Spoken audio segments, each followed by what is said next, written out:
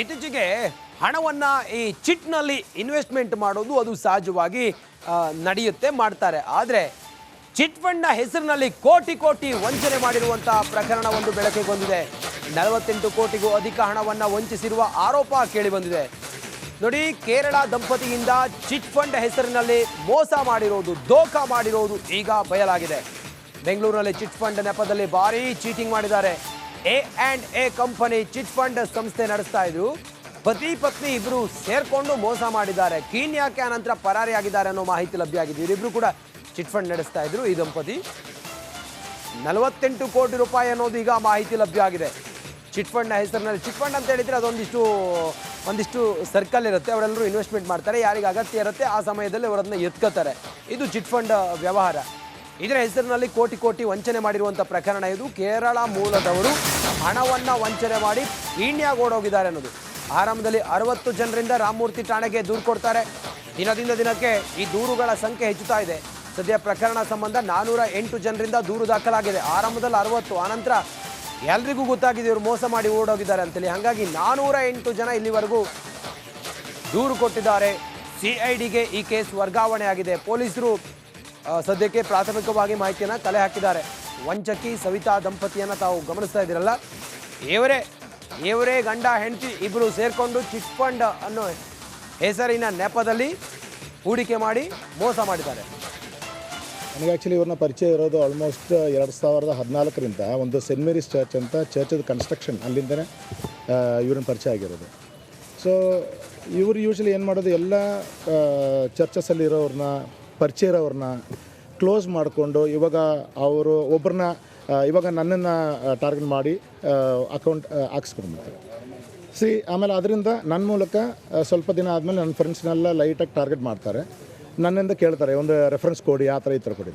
So ಇವ್ರದ್ದು main agenda ಅನ್ನೋದು through reference. ಇವ್ರ ಅಡ್ವರ್ಟೈಸ್ಮೆಂಟ್ ಆ ಥರ ಯಾವುದೂ ಆಗ್ತಾ ಇರಲಿಲ್ಲ, ಯಾರಿಗೂ ಯಾವತ್ತೂ ಆಗ್ತಾ ಇರಲಿಲ್ಲ. ಮುಂಚೆಲ್ಲ ಯಾವುದು ಕಾಣ್ತಾನೂ ಇರಲಿಲ್ಲ ಇವ್ರ ಅಡ್ವರ್ಟೈಸ್ಮೆಂಟ್ ಯಾವುದು. ಬಟ್ ಎಲ್ಲ ಥ್ರೂ ರೆಫರೆನ್ಸ್. ಸೊ ರೆಫರೆನ್ಸ್ ಬಂದಾಗ ನಾವು ಇನ್ನೊಬ್ರಿಗೆ ಹೇಳಿದಾಗ ಅವ್ರು ನಮ್ಮ ಮೇಲೆ ನಂಬಿಕೆಯಿಂದ ಅವ್ರಿಗೆ ಆಗ್ತಾರೆ. ಸೊ ಅದಾದಮೇಲೆ ಇವಾಗ ನಾನು ಇವ್ರ ಹತ್ರ ಹೇಳಿದ್ರೆ ಇವರು ಬಂದುಬಿಡ್ತಾರೆ. ಆಮೇಲೆ ಇವ್ರನ್ನ ಟಾರ್ಗೆಟ್ ಮಾಡ್ತಾರೆ, ಇವ್ರ ಫ್ರೆಂಡ್ಸ್ ಯಾರು ಇದ್ದಾರಂತ.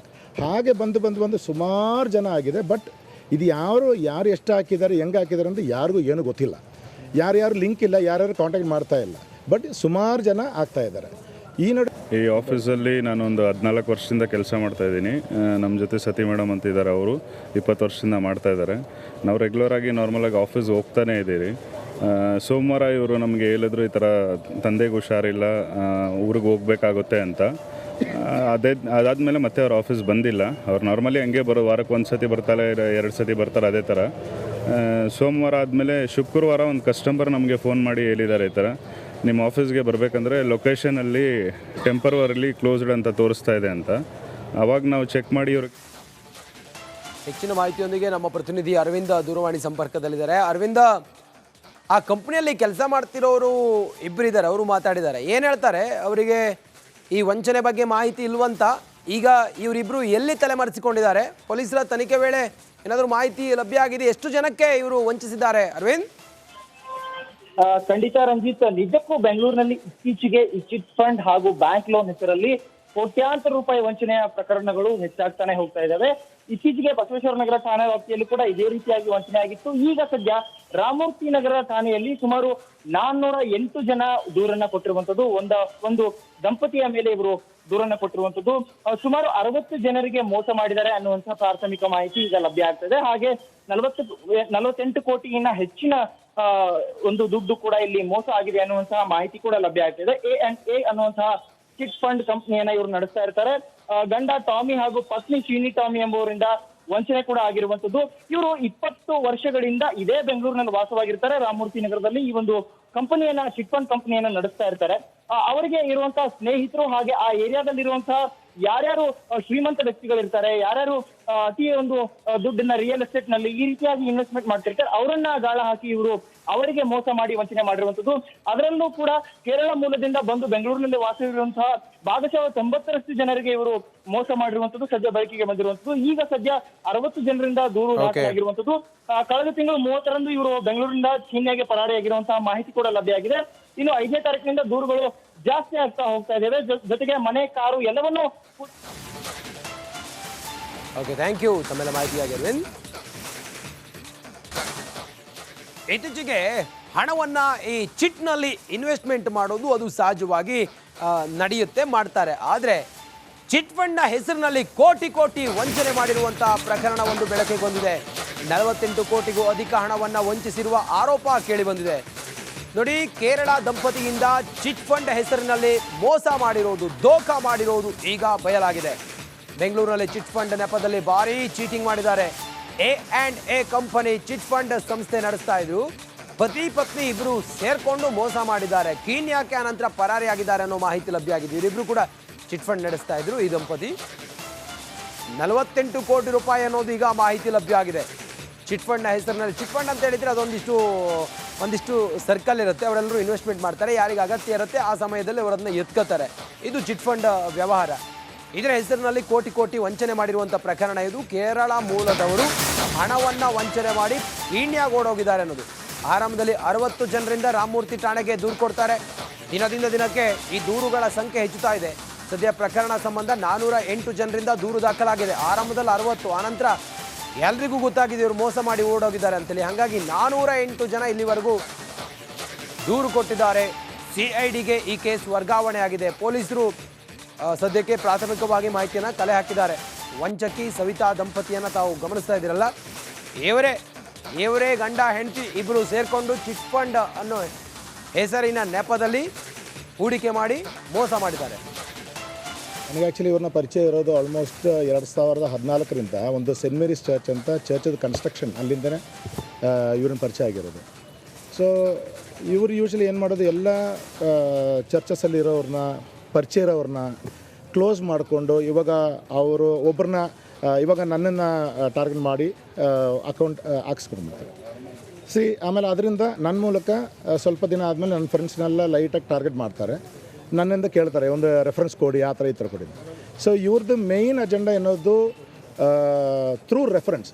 ಇವ್ರ ಅಡ್ವರ್ಟೈಸ್ಮೆಂಟ್ ಆ ಥರ ಯಾವುದೂ ಆಗ್ತಾ ಇರಲಿಲ್ಲ, ಯಾರಿಗೂ ಯಾವತ್ತೂ ಆಗ್ತಾ ಇರಲಿಲ್ಲ. ಮುಂಚೆಲ್ಲ ಯಾವುದು ಕಾಣ್ತಾನೂ ಇರಲಿಲ್ಲ ಇವ್ರ ಅಡ್ವರ್ಟೈಸ್ಮೆಂಟ್ ಯಾವುದು. ಬಟ್ ಎಲ್ಲ ಥ್ರೂ ರೆಫರೆನ್ಸ್. ಸೊ ರೆಫರೆನ್ಸ್ ಬಂದಾಗ ನಾವು ಇನ್ನೊಬ್ರಿಗೆ ಹೇಳಿದಾಗ ಅವ್ರು ನಮ್ಮ ಮೇಲೆ ನಂಬಿಕೆಯಿಂದ ಅವ್ರಿಗೆ ಆಗ್ತಾರೆ. ಸೊ ಅದಾದಮೇಲೆ ಇವಾಗ ನಾನು ಇವ್ರ ಹತ್ರ ಹೇಳಿದ್ರೆ ಇವರು ಬಂದುಬಿಡ್ತಾರೆ. ಆಮೇಲೆ ಇವ್ರನ್ನ ಟಾರ್ಗೆಟ್ ಮಾಡ್ತಾರೆ, ಇವ್ರ ಫ್ರೆಂಡ್ಸ್ ಯಾರು ಇದ್ದಾರಂತ. ಹಾಗೆ ಬಂದು ಸುಮಾರು ಜನ ಆಗಿದೆ. ಬಟ್ ಇದು ಯಾರು ಎಷ್ಟು ಹಾಕಿದ್ದಾರೆ, ಹೆಂಗೆ ಹಾಕಿದ್ದಾರೆ ಅಂತ ಯಾರಿಗೂ ಏನೂ ಗೊತ್ತಿಲ್ಲ. ಯಾರ್ಯಾರು ಲಿಂಕ್ ಇಲ್ಲ, ಯಾರ್ಯಾರು ಕಾಂಟ್ಯಾಕ್ಟ್ ಮಾಡ್ತಾ ಇಲ್ಲ. ಬಟ್ ಸುಮಾರು ಜನ ಆಗ್ತಾ ಇದ್ದಾರೆ. ಈ ಆಫೀಸಲ್ಲಿ ನಾನು ಒಂದು 14 ವರ್ಷದಿಂದ ಕೆಲಸ ಮಾಡ್ತಾಯಿದ್ದೀನಿ. ನಮ್ಮ ಜೊತೆ ಸತಿ ಮೇಡಮ್ ಅಂತ ಇದ್ದಾರೆ, ಅವರು 20 ವರ್ಷದಿಂದ ಮಾಡ್ತಾಯಿದ್ದಾರೆ. ನಾವು ರೆಗ್ಯುಲರಾಗಿ ನಾರ್ಮಲಾಗಿ ಆಫೀಸ್ ಹೋಗ್ತಾನೆ ಇದ್ದೀರಿ. ಸೋಮವಾರ ಇವರು ನಮಗೆ ಹೇಳಿದ್ರು ಈ ಥರ ತಂದೆಗೆ ಹುಷಾರಿಲ್ಲ, ಊರಿಗೆ ಹೋಗ್ಬೇಕಾಗುತ್ತೆ ಅಂತ. ಅದಾದಮೇಲೆ ಮತ್ತೆ ಅವ್ರ ಆಫೀಸ್ ಬಂದಿಲ್ಲ. ಅವ್ರು ನಾರ್ಮಲಿ ಹಂಗೆ ವಾರಕ್ಕೆ 1 ಸತಿ ಬರ್ತಾರೆ, 2 ಸತಿ ಬರ್ತಾರೆ, ಅದೇ ಥರ. ಸೋಮವಾರ ಆದಮೇಲೆ ಶುಕ್ರವಾರ ಒಂದು ಕಸ್ಟಮರ್ ನಮಗೆ ಫೋನ್ ಮಾಡಿ ಹೇಳಿದ್ದಾರೆ, ಈ ಥರ ನಿಮ್ಮ ಆಫೀಸ್ಗೆ ಬರಬೇಕಂದ್ರೆ ಲೊಕೇಶನಲ್ಲಿ ಟೆಂಪರವರಿಲಿ ಕ್ಲೋಸ್ಡ್ ಅಂತ ತೋರಿಸ್ತಾ ಇದೆ ಅಂತ.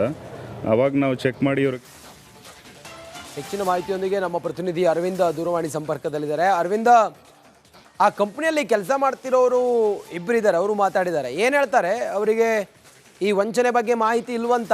ಈಗ ಇವರಿಬ್ಬರು ಎಲ್ಲಿ ತಲೆಮರೆಸಿಕೊಂಡಿದ್ದಾರೆ? ಪೊಲೀಸರ ತನಿಖೆ ವೇಳೆ ಏನಾದರೂ ಮಾಹಿತಿ ಲಭ್ಯ ಆಗಿದೆ? ಎಷ್ಟು ಜನಕ್ಕೆ ಇವರು ವಂಚಿಸಿದ್ದಾರೆ ಅರವಿಂದ್? ಖಂಡಿತ ರಂಜಿತ್, ನಿಜಕ್ಕೂ ಬೆಂಗಳೂರಿನಲ್ಲಿ ಇತ್ತೀಚೆಗೆ ಈ ಚಿಟ್ ಫಂಡ್ ಹಾಗೂ ಬ್ಯಾಂಕ್ ಲೋನ್ ಹೆಸರಲ್ಲಿ ಕೋಟ್ಯಾಂತರ ರೂಪಾಯಿ ವಂಚನೆಯ ಪ್ರಕರಣಗಳು ಹೆಚ್ಚಾಗ್ತಾನೆ ಹೋಗ್ತಾ ಇದ್ದಾವೆ. ಇತ್ತೀಚೆಗೆ ಬಸವೇಶ್ವರ ನಗರ ಠಾಣಾ ವ್ಯಾಪ್ತಿಯಲ್ಲಿ ಕೂಡ ಇದೇ ರೀತಿಯಾಗಿ ವಂಚನೆ ಆಗಿತ್ತು. ಈಗ ಸದ್ಯ ರಾಮಮೂರ್ತಿ ನಗರ ಠಾಣೆಯಲ್ಲಿ ಸುಮಾರು 408 ಜನ ದೂರನ್ನ ಕೊಟ್ಟಿರುವಂತದ್ದು. ಒಂದು ದಂಪತಿಯ ಮೇಲೆ ಇವರು ದೂರನ್ನ ಕೊಟ್ಟಿರುವಂತದ್ದು. ಸುಮಾರು 60 ಜನರಿಗೆ ಮೋಸ ಮಾಡಿದ್ದಾರೆ ಅನ್ನುವಂತಹ ಪ್ರಾಥಮಿಕ ಮಾಹಿತಿ ಈಗ ಲಭ್ಯ ಆಗ್ತದೆ. ಹಾಗೆ 48 ಕೋಟಿಗಿನ್ನ ಹೆಚ್ಚಿನ ಒಂದು ದುಡ್ಡು ಕೂಡ ಇಲ್ಲಿ ಮೋಸ ಆಗಿದೆ ಅನ್ನುವಂತಹ ಮಾಹಿತಿ ಕೂಡ ಲಭ್ಯ ಆಗ್ತಿದೆ. A&A ಅನ್ನುವಂತಹ ಚಿಟ್ ಫಂಡ್ ಕಂಪನಿಯನ್ನ ಇವರು ನಡೆಸ್ತಾ ಇರ್ತಾರೆ. ಗಂಡ ಟಾಮಿ ಹಾಗೂ ಪತ್ನಿ ಚೀನಿ ಟಾಮಿ ಎಂಬುವರಿಂದ ವಂಚನೆ ಕೂಡ ಆಗಿರುವಂತದ್ದು. ಇವರು 20 ವರ್ಷಗಳಿಂದ ಇದೇ ಬೆಂಗಳೂರಿನಲ್ಲಿ ವಾಸವಾಗಿರ್ತಾರೆ. ರಾಮಮೂರ್ತಿ ನಗರದಲ್ಲಿ ಈ ಒಂದು ಕಂಪನಿಯನ್ನ, ಚಿಟ್ ಫಂಡ್ ಕಂಪನಿಯನ್ನ ನಡೆಸ್ತಾ ಇರ್ತಾರೆ. ಅವರಿಗೆ ಇರುವಂತಹ ಸ್ನೇಹಿತರು ಹಾಗೆ ಆ ಏರಿಯಾದಲ್ಲಿರುವಂತಹ ಯಾರ್ಯಾರು ಶ್ರೀಮಂತ ವ್ಯಕ್ತಿಗಳಿರ್ತಾರೆ, ಯಾರ್ಯಾರು ಅತಿ ಒಂದು ದುಡ್ಡನ್ನ ರಿಯಲ್ ಎಸ್ಟೇಟ್ ನಲ್ಲಿ ಈ ರೀತಿಯಾಗಿ ಇನ್ವೆಸ್ಟ್ಮೆಂಟ್ ಮಾಡ್ತಿರ್ತಾರೆ, ಅವರನ್ನ ಗಾಳ ಹಾಕಿ ಇವರು ಅವರಿಗೆ ಮೋಸ ಮಾಡಿ ವಂಚನೆ ಮಾಡಿರುವಂತದ್ದು. ಅದರಲ್ಲೂ ಕೂಡ ಕೇರಳ ಮೂಲದಿಂದ ಬಂದು ಬೆಂಗಳೂರಿನಲ್ಲಿ ವಾಸವಿರುವಂತಹ ಭಾಗಶಃ 90ರಷ್ಟು ಜನರಿಗೆ ಇವರು ಮೋಸ ಮಾಡಿರುವಂತದ್ದು ಸದ್ಯ ಬೆಳಕಿಗೆ ಬಂದಿರುವಂತದ್ದು. ಈಗ ಸದ್ಯ 60 ಜನರಿಂದ ದೂರು ದಾಖಲಾಗಿರುವಂತದ್ದು. ಕಳೆದ ತಿಂಗಳು 30ರಂದು ಇವರು ಬೆಂಗಳೂರಿನಿಂದ ಚೀನಿಯಾಗೆ ಪರಾರಿಯಾಗಿರುವಂತಹ ಮಾಹಿತಿ ಕೂಡ ಲಭ್ಯ ಆಗಿದೆ. ಇನ್ನು 5ನೇ ತಾರೀಕಿನಿಂದ ದೂರುಗಳು ಜಾಸ್ತಿ ಆಗ್ತಾ ಹೋಗ್ತಾ ಇದ್ದೇವೆ. ಜೊತೆಗೆ ಮನೆ, ಕಾರು ಎಲ್ಲವನ್ನೂ. ಓಕೆ, ಥ್ಯಾಂಕ್ ಯು ತಮ್ಮೆಲ್ಲ ಮಾಹಿತಿಯಾಗಿ ಅರವಿಂದ್.